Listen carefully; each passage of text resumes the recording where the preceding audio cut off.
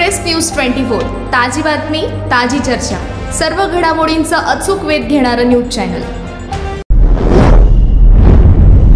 अनंत चतुर्थीच्या पार्श्वभूमीवर इचलकरंजी शहराला भेट देऊन कोल्हापूर परिक्षेत्राचे पोलीस महानिरीक्षक सुनील फुलारी यांनी गणपती विसर्जनाच्या तयारीचा सविस्तर आढावा घेतला।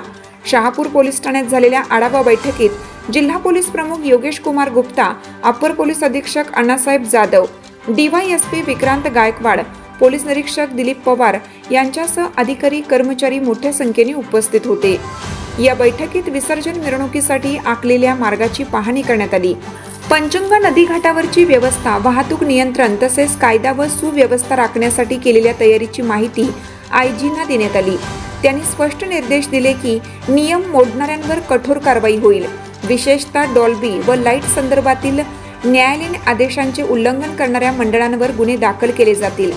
कोल्हापूर, सांगली, सातारा, रत्नागिरी व पुणे ग्रामीण या जिल्ह्यामध्येही विसर्जनासाठी मोठा पोलीस बंदोबस्त ठेवण्यात आला आहे।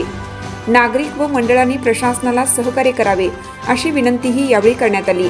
तसेच महिलांनीही मिरवणुकीत सहभागी व्हावे, पोलीस प्रशासन त्यांच्या सोबत असल्याचे फुलारी यांनी सांगितलं। बैठकीनंतर आयजी सुनील फुलारी यांनी शहरातील कलानगर येथील महागणपतीचे दर्शन घेतले व आरती केली। यावेळी जिल्हा पोलीस प्रमुख योगेश कुमार गुप्ता, वरिष्ठ अधिकारी व पोलीस कर्मचारी मोठ्या संख्येने उपस्थित होते।